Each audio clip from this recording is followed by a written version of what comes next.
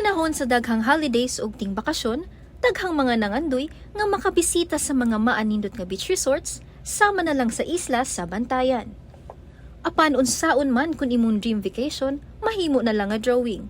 Kini tungod sa mga scam or fake resort Facebook pages nga nagtanyag og too good to be true packages. Usaran yun akong makuha ninyo ang feeling pa sa katong maghilak, magtanaw ka, hard-earned money and the dream of going to Bantayan to enjoy.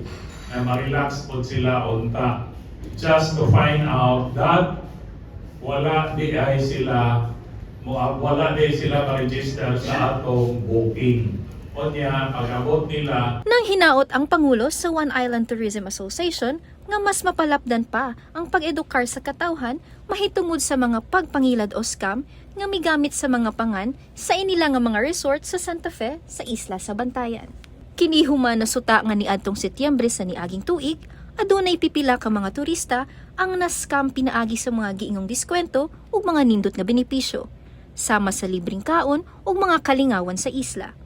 Gani, niabot na sa kapin 200 ang nabiktima sugod ni adtong buwana hangtod ning 2026. Dugang pa ni Yuvalos, bisan pa man sa ilang koordinasyon sa mga ahensya, aduna gihapoy mabiktima sa moong modus. Niadto lamang Pebrero 9, aduna na say laing nabiktima nga turista. Apan ilang gisaad nga nagpadayon ng ilang investigasyon. We have already coordinated with Undersecretary Shalimar, and soon he will be coming up with some solutions. We coordinated also other than this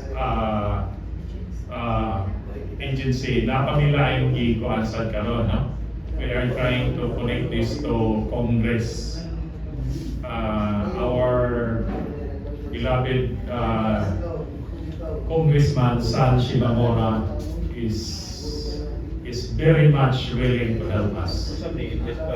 Samtang matud ni Santa Fe Councilor ug Tourism Community Chairperson JP Lau, dako ang posibilidad nga kining maong mga scammers nakabase. Scammers karon ako ang nalungsod sa Santa Fe.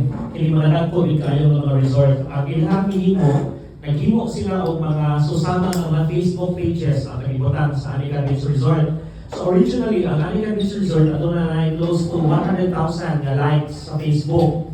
So naghimo po ang mga scammers sa Anica Beach Resort. Ang hitabo, na-take down to ang original Facebook page sa Anica Resort. Awhag sab nilaw sa mga buot mo bisita sa isla nga mas maayong mo coordinate una sa LGU aron ma-redirect sa tukma nga page sa mga lehitimong resort. Kana pinaagi sa pag-message sa Facebook official page sa Santa Fe, ang Municipality of Santa Fe Official ug Santa Fe Tourism Official.